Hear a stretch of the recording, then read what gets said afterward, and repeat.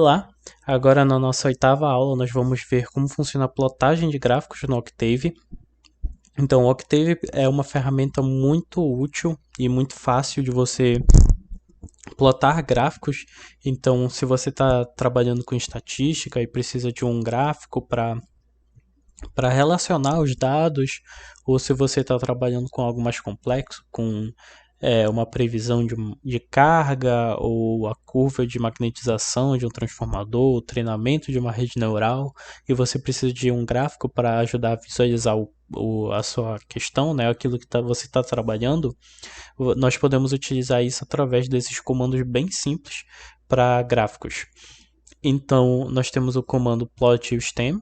Né? O plot é o nosso comando principal sobre como você plota os gráficos. Né? Então, ele é aquele gráfico bem simples, onde você põe uma função e ele vai exibir o gráfico dessa função. Nós vamos ter dois vetores, né, no argumento do nosso comando plot, que ele vai utilizar, né, o domínio.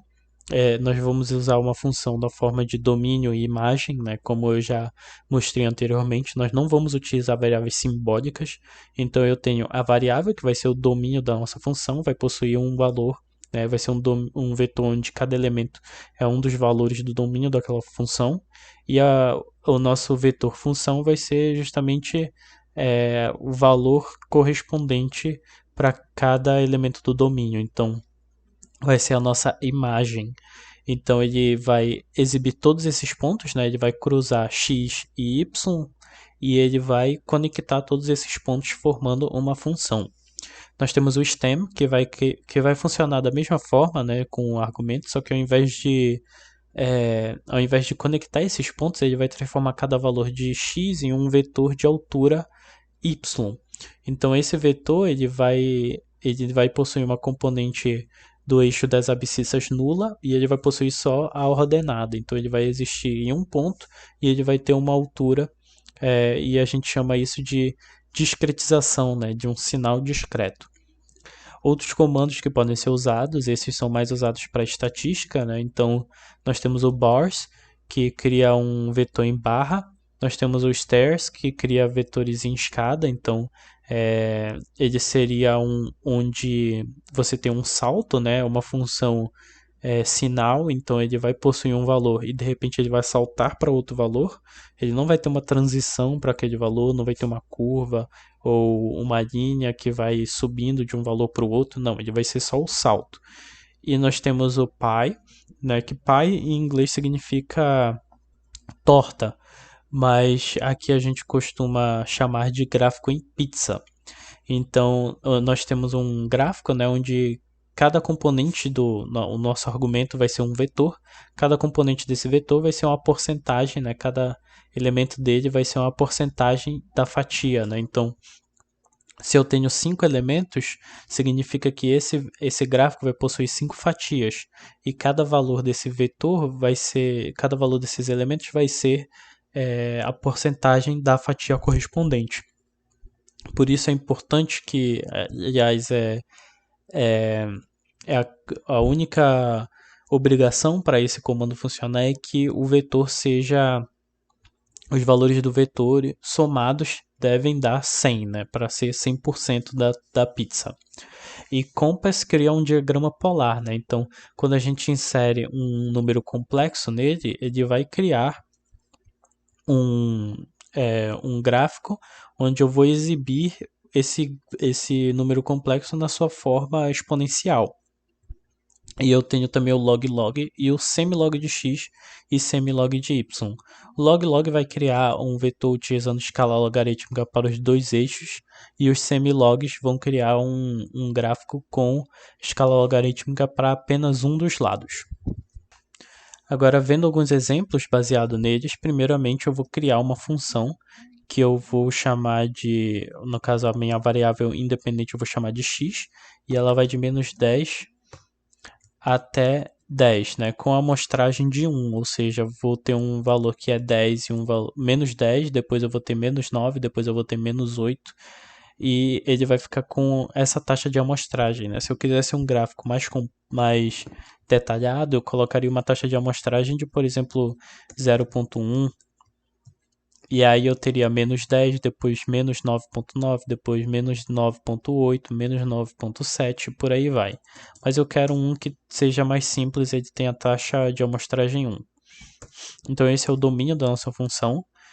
E agora eu vou criar o vetor imagem, né, que vai ser a nossa própria função calculada para x. Então vai ser x ao quadrado, uma função bem simples.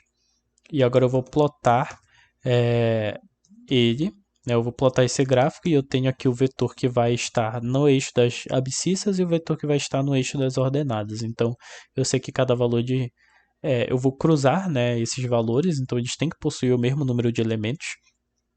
E onde cada elemento do valor desse vetor, primeiro vetor aqui, vai ser o valor de um ponto, né? Vai ser o valor das abscissas de um ponto, e o f aqui, o segundo vetor, vai ser o valor dele nas ordenadas. Então, cruzando esses dois pontos, cruzando esses dois vetores, eu tenho um conjunto de pontos, e eu vou conectar todos esses pontos usando o plot. Então, aqui eu tenho a nossa função, né, o gráfico da nossa função x ao quadrado, com uma taxa de amostragem um pouco mais baixa. Então, se eu quisesse deixar mais detalhado, eu aumentava o número de amostras, né? Ou seja, eu aumentava o número de elementos nesse vetor. E agora, utilizando o comando stem, os argumentos vão ser colocados da mesma forma que do plot, e aí eu crio o nosso gráfico em formato de sinal discreto, certo? E se eu quiser, por exemplo, fazer um gráfico em barras, né? Então, eu vou utilizar aqui, né, o famoso gráfico em barras. Eu vou criar uma situação hipotética, né, onde eu tive uma prova e nessa prova que possuía 5 questões, né? Então, eu vou ter 5 elementos, que vai de 1 a 5, né? A primeira, segunda, terceira, quarta e quinta questão dessa prova. E eu tenho alunos, né? Uma turma com X alunos. Não vou definir um valor. Mas eu vou dizer aqui que 14 alunos acertaram a primeira questão. Depois eu vou dizer que 17 alunos acertaram a segunda. 13 acertaram a terceira. 20 acertaram a quarta. E 12 acertaram a quinta. Certo? Então ele tem aqui 5 elementos também. E aí eu vou criar um gráfico em barra que vai relacionar esses dois. Então a minha base vai ser a prova, porque eu quero saber quantos alunos acertaram cada questão. E eu vou relacionar com o número de alunos para criar esse gráfico em barras. Então aqui eu tenho um gráfico bem simples, né? A gente vê em situações parecidas com essas, né? Em casos parecidos com esses, em que nós precisamos saber um quantitativo para cada elemento. Então na primeira questão eu tenho aqui os 14 alunos que acertaram, eu tenho os 17 que acertaram a segunda, os 13 que acertaram a terceira, e por aí vai. Se eu quisesse criar um gráfico, por exemplo, em formato de pizza, eu criaria uma porcentagem, né? Uma porcentagem qualquer. Então, qualquer que fosse aqui os valores aleatórios, que somariam 100, então seria, por exemplo, a 64 e 36, e são duas fatias só. E aí eu crio aqui pi e utilizo esse vetor, né? Perdão, utilizo esse vetor aqui, porcentagem. E aí eu crio um gráfico em pizza que possui, né, esses dois valores aqui. Cada elemento do nosso vetor vai ser a porcentagem da fatia. Então eu tenho uma fatia de 64% e uma fatia de 36%. Então nós vamos encerrar a aula por aqui. Eu aconselho que você teste algumas situações para cada comando que tiver por aí e que você utilize a personalização do gráfico, se você quiser trocar a cor ou quiser trocar a forma como o gráfico é mostrado. Se você digitar help plot, por exemplo, ele vai aparecer, né, um comando, um texto enorme dizendo como você utiliza esse comando. Então ele vai mostrar para você como personalizar, como trocar a cor da linha, trocar a cor da função.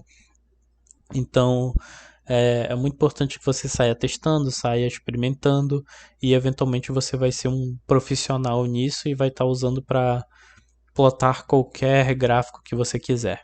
Então, muito obrigado pela atenção.